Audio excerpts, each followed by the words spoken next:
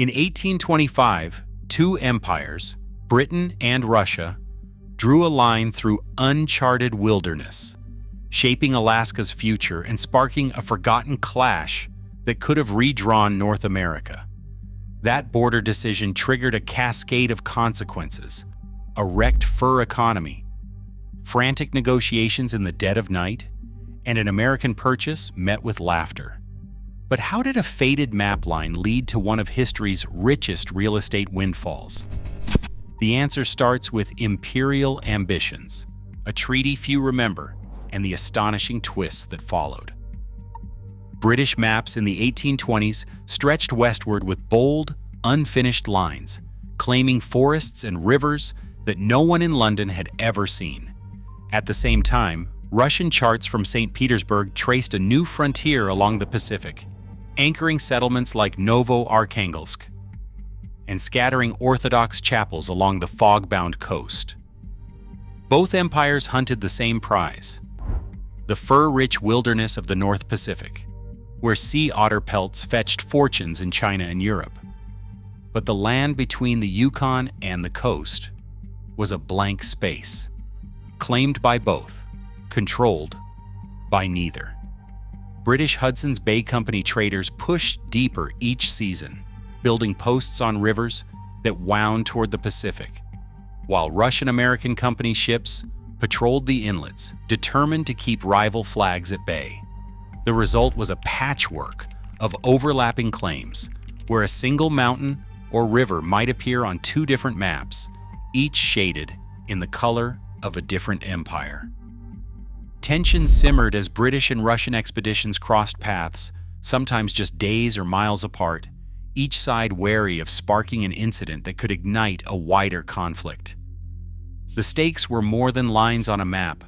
Whoever controlled the coast could dominate the fur trade and the sea routes to Asia. In this climate of uncertainty, both sides faced a stark choice: risk an armed clash in a frozen wilderness thousands of miles from their capitals, or attempt from distant drawing rooms to draw a line that neither side truly understood. On May 23, 1825, diplomats gathered in St. Petersburg to draw a line that would keep two empires from colliding in the far north. The Treaty of Saint Petersburg spelled out the limits of Russian and British ambitions in North America, not with armies, but with careful language and the stroke of a pen. Sir John Barrow, a leading voice in British policy, pressed for clarity. Both sides wanted the riches of the coast, but neither trusted the other to respect vague boundaries. The solution was a border that began at the southern tip of Prince of Wales Island, then ran north to the 56th parallel, granting Russia full control of the island. From there, the line followed the coast, but always stayed inland by a fixed measure: 10 marine leagues, or about 48 kilometers. This strip, the future Alaska Panhandle, gave Russia a slender hold on the Pacific, protecting Orthodox missions and outposts that relied on sea routes for survival. The treaty set the border northward along this coastal ribbon, then straight up the 141st meridian west all the way to the Arctic. British traders kept access to the interior rivers, but were kept off the narrow strip of coast. These terms, shaped by maps that guessed at mountains and rivers never seen by European eyes, were meant to keep the peace and protect commerce. For decades, this legal boundary held, even as it left questions hanging over every bay and glacier. The ink on the treaty cooled, but the true cost and benefit of these lines would take generations to reveal. By the 1850s, the promise of Alaska had vanished beneath empty harbors and abandoned outposts. The Russian-American company, once flush with profits from sea otter pelts, now reported annual losses as the animals neared extinction.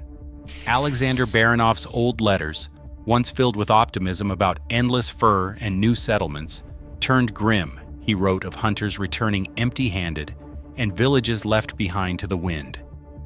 Without otters, the entire colonial economy crumbled. The company's ledgers from 1857 show fur shipments dropping to a fraction of their former size. Supplies from St. Petersburg took months to arrive, if they came at all, and debts mounted. Governing Alaska from the imperial capital, over 6,000 kilometers away, was a logistical nightmare. Tsar Alexander II, reading company reports and private notes from his ministers, called Alaska a burden. In his 1859 diary, he questioned pouring more rubles into what he called a frozen outpost. The Crimean War had exposed Russia's weakness. After losing to Britain and its allies, the Tsar knew the empire could not defend Alaska if war came again. The colony had become a liability, and in the halls of power, talk shifted from expansion to escape. By the end of the decade, the only real question was who might take Alaska off Russia's hands, and at what price. On a cold March night in 1867, the fate of Alaska balanced on a handful of secret papers and a quiet conversation behind closed doors. Baron Eduard de Stoeckel, Russia's envoy in Washington, arrived at William Seward's home just before midnight. He carried a sealed envelope, authorization from St. Petersburg, to sell the entire territory. The two men sat across from each other in Seward's study, the hour growing later, as they haggled over price and terms. Stoeckel pressed for $5 million, but Seward, sensing Russia's desperation and the value of the land, countered aggressively. When Seward finally agreed to $7.2 million, about 2 cents an acre, Stoeckel drafted a telegram to his superiors. Treaty signed 1 a.m. for $7.2 million. Urgent ratification. The deal covered 586,412 square miles, the largest land purchase since Louisiana. Seward, known for his sharp wit, later brushed off criticism with a retort. The people may call it folly now, but the future will decide.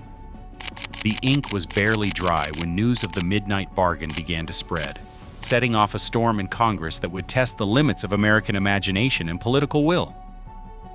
The Senate chamber echoed with laughter and scorn as the Alaska Treaty reached the floor.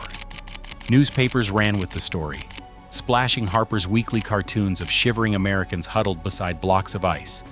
Seward's Folly, Seward's Icebox, and even Wall Russia, the nicknames stuck, and the ridicule was relentless. Still, on April 9, 1867, the Senate approved the purchase by a margin of 37-2. The real battle came in the House, where funding teetered on the edge, passed by a single vote in July 1868, the slimmest of margins for a territory most Americans considered useless. On October 18, 1867, in Sitka, the Russian flag was lowered for the last time. American soldiers raised the stars and stripes as rain fell and cannons fired. For the Russian people, it ended 126 years of colonial rule. For the Americans, it was a quiet, uncertain beginning. Along the shore, Tlingit families watched from their canoes and clan houses.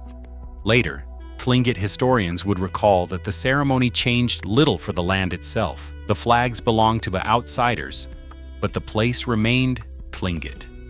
Seward, once mocked, would live to see the transfer complete, but not the treasure Alaska would one day reveal.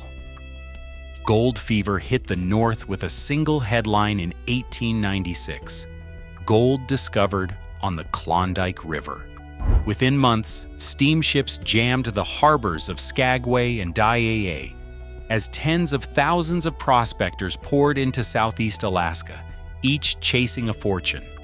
Newspapers from Seattle to New York blared stories of men striking it rich. And suddenly, the so-called icebox became the gateway to the world's last great gold rush. Merchants, outfitters, and even city officials scrambled to profit from the stampede, while the U.S. Army built new posts to keep order along the chaotic trails. In just 2 years, more than $1 billion worth of gold in today's money flowed out of the Yukon, much of it passing through the ports America had bought for pennies an acre. The land mocked as worthless now glittered with promise, and the jeers of Seward's folly faded almost overnight. Oil changed everything. In 1968, geologists struck crude at Prudhoe Bay, revealing a reservoir that would produce more than 12 billion barrels, one of the largest oil fields in North America.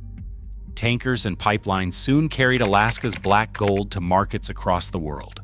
Today, the state's economy generates over $50 billion each year, fueled not just by oil, but by fisheries, tourism, and minerals. The once mocked territory became a pillar of American energy security and a key outpost for military defense in the Arctic and Pacific. Every barrel, every dollar stands as proof that the so-called icebox was never empty. The gamble that critics called Seward's Folly became one of the best returns on investment in history, vindicating the vision of those who saw value where others saw only snow. Borders drawn for imperial convenience still shape lives, economies, and geopolitics today. Alaska's fate, once ridiculed, now worth over $50 billion a year, reminds us that decisions made in distant capitals ripple for generations. The true cost and value of territory are never settled on paper. What do you think?